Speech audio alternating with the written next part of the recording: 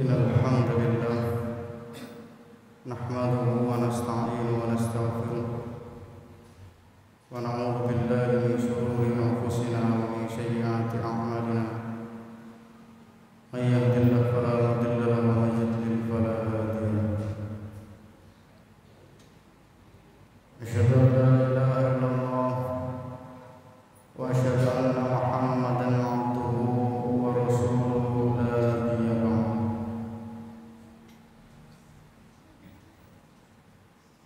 أيها الحاضرون الكرام الأحبة والرحماء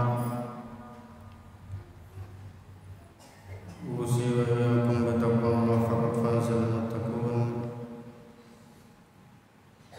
كما في الحديث النبي اتق الله حيثما كنت وأعطي السيئات الحسنات تمحها وخالق الناس بخلق حسن.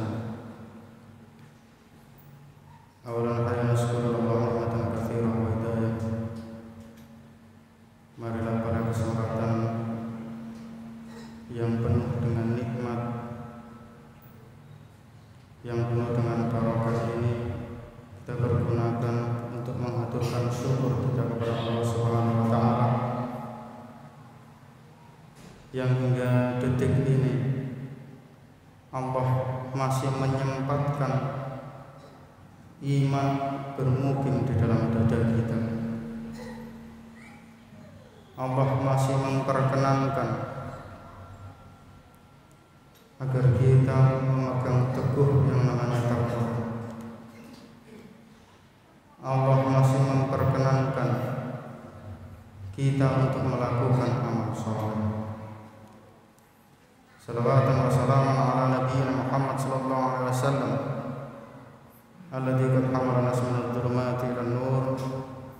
Salawat salam semoga tetap tercurah pada junjungan kita Nabiullah Muhammad sallallahu alaihi wasallam. Beliau yang mentarbiyah kita secara aktual hingga jadi suri tauladan bagi yang kecil maupun yang tua. Beliau yang mentarbiyah kita sehingga kita mampu tahu mana yang hak dan mana yang batil. Di mana pada zaman-zaman yang seperti ini hak yang batil itu sudah lamur.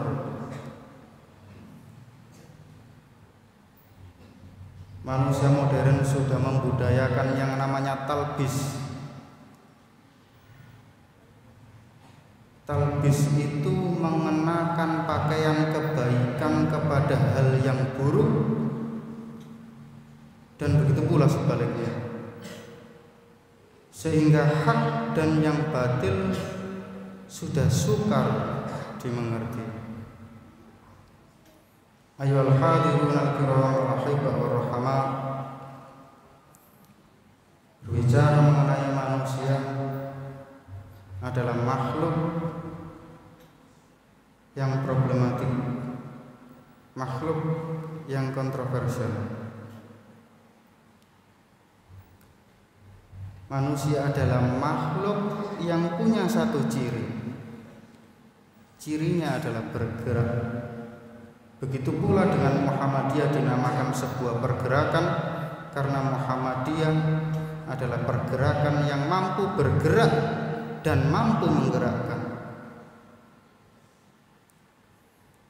Bicara mengenai gerak, ada beberapa perspektif yang perlu kita ketahui.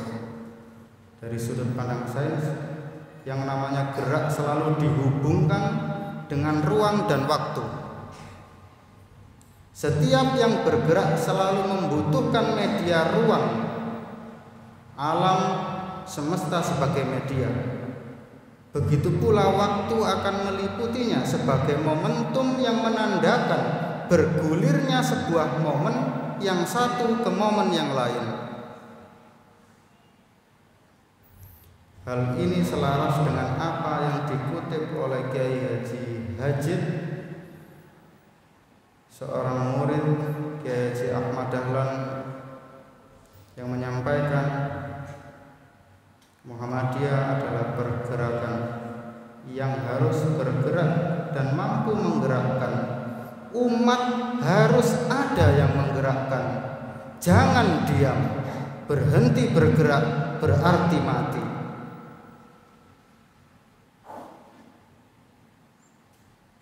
Dalam perspektif yang lain sehubungan dengan gerak, ada sebuah maqalah yang mengatakan al-hayatu laisat illa tamdid fursatit taubah warruju' ila rabbik.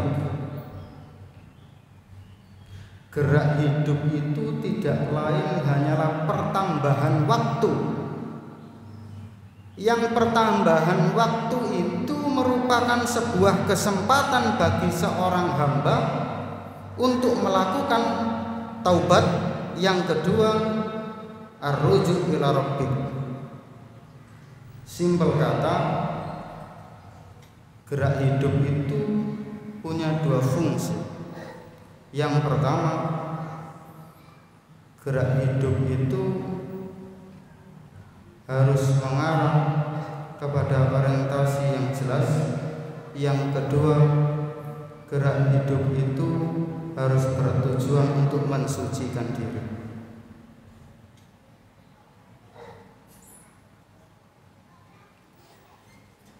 Maka kita sering dengar jargon dari salah satu kurtum kita, khususnya pemuda Muhammadiyah, fastabiqul khairat.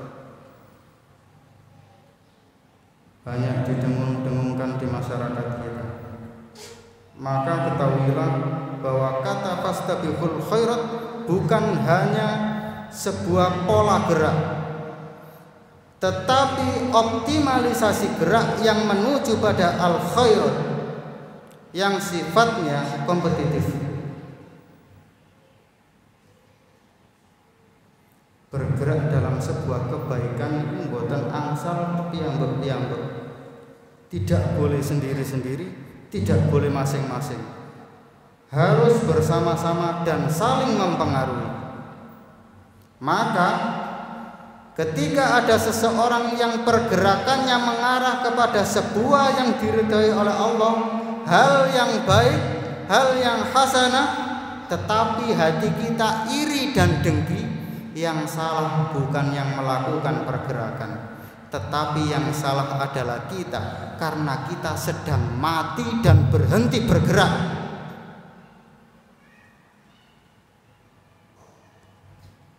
Terlebih lagi dalam perspektif yang disampaikan oleh Allah di dalam surat Al-Asr, wal asr innal insana lafi khusr illal ladzina amanu wa amilus sholihat. Waktu dan gerak di dalam surat Al-Asr dihubungkan dengan satu kata, al-khusr, kerugian, yang berarti ketika manusia, ketika seorang hamba tidak mampu mengoptimalisasi waktunya dengan daya gerak yang bermanfaat, dengan daya gerak yang diridhoi oleh Allah, maka akan jatuh dalam kerugian. Dengan kata lain, iman tidak cukup hanya dengan dikatakan dan diikrarkan begitu saja. Setiap yang mengatakan beriman harus bergerak dengan pola gerak yang sesuai dengan apa yang diridhoi oleh Allah Subhanahu wa taala. Poin pertama, iman tidak cukup hanya dengan kata, tapi perlu dibuktikan dengan daya. Terlebih lagi disampaikan dalam sebuah maqalah, Imam Hasan Al-Basri mengatakan laisal imanu bitahalli wala bitamanni walakin ma waqara fi qalbi wa saddaqat fil a'mal. Iman itu bukan sekedar angan-angan dan perhiasan. Iman itu bukan sekedar kita meyakini sesuatu dan bangga terhadap apa yang kita yakini tanpa adanya sebuah bukti nyata, yaitu amal yang kita implementasikan dalam kehidupan sehari-hari.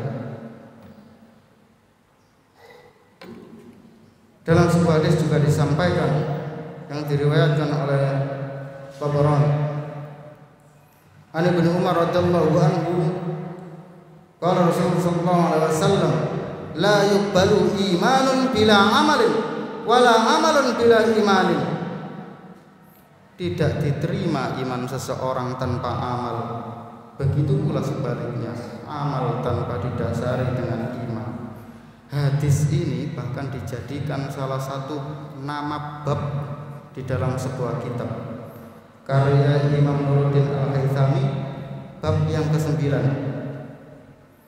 kitab Majmu' Zawaid wa Manba'ul Fawaid, yang di dalamnya membahas mengenai korelasi antara iman, antara keyakinan dengan perbuatan, dengan amal, dengan pola gerak. Yang kedua yang perlu saya sampaikan, tidak cukupnya hanya dengan iman saja, karena Allah Subhanahu wa ta'ala pernah menyampaikan di dalam Al-Ankabut ayat 2, Bismillahirrahmanirrahim, ahasiban nasu ayyutraku ayyukulu amanna wa hum la yuftanun. Ahasiban nasu, ayat ini dibuka dengan kata ahasiban. Hasaba yuhasibu, menghitung, mengakumulasi, mengkalkulasi.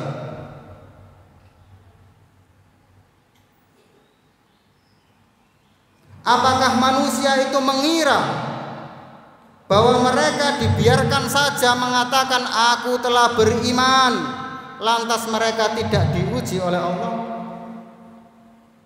Dibuka dengan ahasiba, yang sekalipun kita menghitung-hitung, yang sekalipun kita telah mengkalkulasi, oh mungkin iman saya sudah tebal, sudah paling beriman di antara teman-teman saya, sudah beriman, sudah paling beriman, sudah imannya paling tinggi di antara jamaah sekalian. Tetapi sekali lagi salah, angan-angan itu salah. Yang dikatakan oleh Allah, orang beriman tidak dibiarkan saja mengatakan beriman tanpa adanya ujian yang menyertainya. Kenapa? Kenapa demikian? Karena ujian berfungsi sebagai media konfirmatif.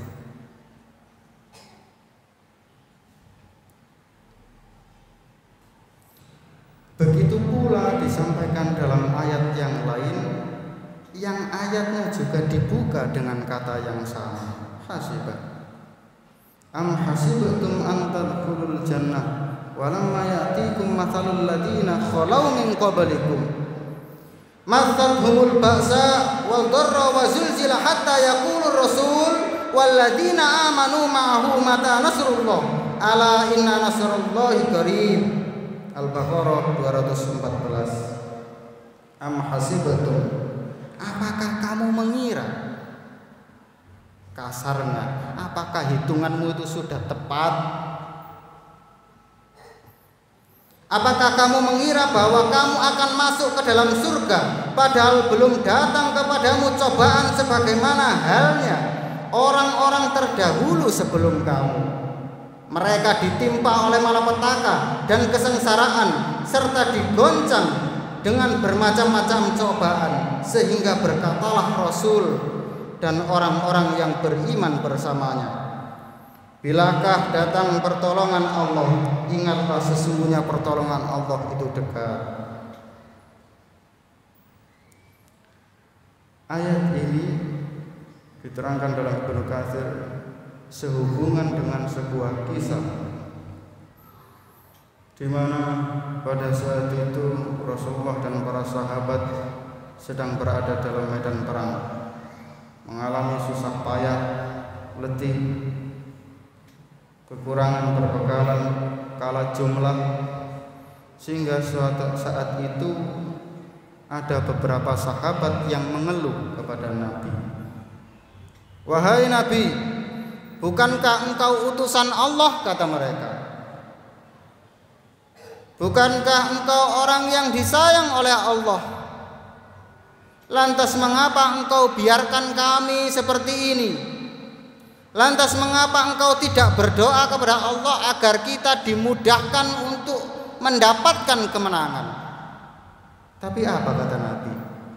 Wahai para sahabat, tidakkah kau ingat kaum-kaum sebelum kamu? Ada orang yang dibelah tubuhnya dari mulai kepala sampai kaki menjadi dua hanya untuk mempertahankan iman. Wahai para sahabat, tidakkah kau ingat ada kaum sebelum kamu yang tubuhnya disisir dengan sisir bersih hingga tubuhnya terburai, isi perutnya terburai hanya untuk mempertahankan iman. Maka tidak lupakah kita dengan salah satu kisah dari Kiai Haji Ahmad Dahlan? Suatu saat ketika beliau sedang pergi berdakwah ke salah satu kota demi kepentingan dakwah, tiba-tiba datang kabar bahwa anak beliau sedang sakit, putra beliau sedang sakit keras. Diutuslah salah satu santri beliau oleh Bunyai untuk mendatangi Kiai Haji Ahmad Dahlan menyampaikan berita tersebut. Pak Kiai, monggo panjenengan enggal rawuh, putra panjenengan sakniki gerah. Kula dipun kengken Bunyai ngaturaken dhateng panjenengan. Apa kata Kiai Haji Ahmad Dahlan? Pulanglah. Aku akan pulang jika kepentingan dakwahku telah selesai. Lantas kembalilah si santri mengungkapkan semuanya, menyampaikan semuanya kepada Bunyai. Apa kata Bunyai? Bunyai rupanya tidak memahami hal tersebut. Lantas diutuslah kembali santri itu untuk menemui Kiai Haji Ahmad Dahlan. Keluar kota lagi yang kedua kalinya untuk menyuruh Kiai Haji Ahmad Dahlan kembali melihat putranya yang sedang sakit keras. Lantas apa kata Kiai Haji Ahmad Dahlan? Katakan ke Bunyai, apa jika aku pulang, apa jika aku datang, sakit keras anakku itu akan sembuh? Apa jika aku tidak pulang? Apa aku jika aku tidak menengoknya, sakit keras anakku akan bertambah keras lagi? Maka hal itu disampaikan kepada Bunyai. Mengertilah Bunyai bahwa kepentingan agama, kepentingan di jalan Allah lebih besar dari apapun. Beginilah orang-orang terdahulu diuji oleh Allah. Maka sadarlah bahwa kita belum mengalami hal-hal seperti mereka. Muhammadiyah besar bukan karena kita, tapi karena jasa-jasa pendahulu kita yang berdedikasi tinggi dan keimanan serta amal soleh mereka, pola gerak mereka sudah diuji oleh Allah Subhanahu wa Ta'ala. Sebuah hadis menyatakan,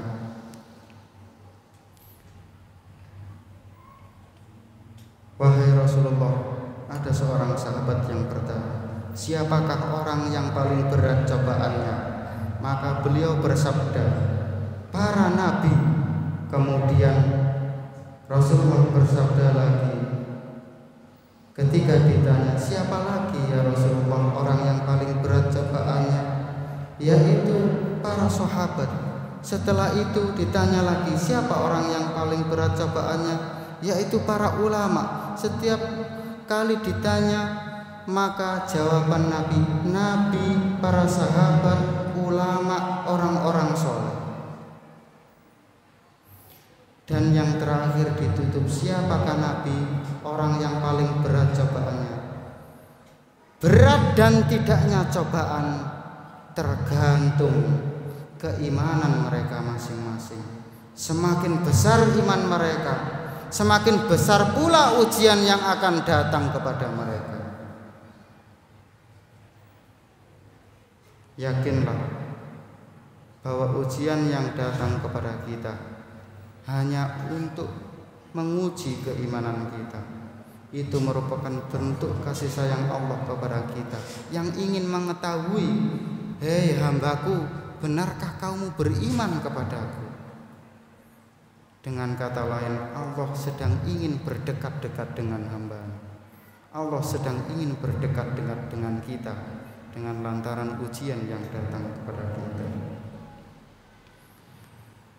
Di dalam hadis Bukhari disampaikan, may yuridillahu bihi khairan yusibhu minhu.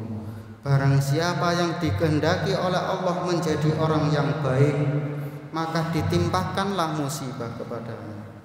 Maka sekali lagi, jangan mengeluh, jangan gelisah, jangan kecewa, tetap bertawakal kepada Allah. Yakinlah bahwa setiap ujian, kesusahan yang menghampiri kita adalah bentuk kasih sayang Allah Subhanahu wa taala kepada kita untuk menguji keimanan kita.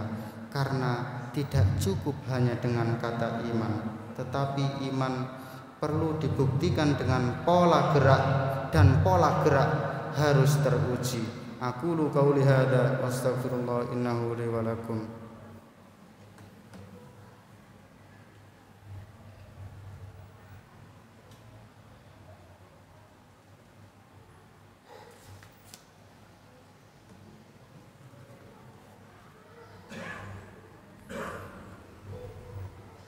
Alhamdulillah, alhamdulillahilladzi arsala rasulahu bil huda wa dinil haqq liyudhhirahu 'alad dini kulli wa kafa billahi syahida. Sekali lagi di khutbah yang kedua, khatib sampaikan, mari, kita adalah manusia, kita adalah hamba yang sudah terlanjur hidup. Maka yang namanya makhluk hidup harus terus bergerak, menggali segala potensi diri, memenuhi ruang-ruang untuk membuat kemanfaatan yang baru, mampu mempengaruhi orang lain dengan daya gerak kita menuju ke hal yang lebih baik. Fastabiqul khairat, fastabiqul khairat, fastabiqul khairat. Innallaha wa malaikatahu yusholluna 'alan nabi ya ayyuhalladzina amanu shallu 'alaihi wa sallimu taslima. Ya Rabbi salli ala Muhammad waftah minal khairi kulla mughlaq. Allahumma ighfir lil muslimina wal muslimat wal mu'minina wal mu'minat al ahya'i minhum wal amwat innaka as-sami'un qaribun mujibud da'wat wa ya qadil hajat waghfir lana warhamna wa alhiqna fir rafiqil a'la wa hawwin 'alaina fi syajaratil maut wa najatan minan nar wal afwa indal hisab wa ya muqallibal qulub tsabbit qulubana ala dinik wa tsabbit qulubana ala ta'atik wahdina siratal mustaqim siratal anbiya wal mursalin siratal ulama was sholihin. Rabbana atina fid dunya hasanah wa fil akhirati hasanah wa qina adzabannar wa sallallahu ala nabiyyina Muhammad walhamdulillahi rabbil alamin. Fastabil khairat wa la dzikrullahi akbar.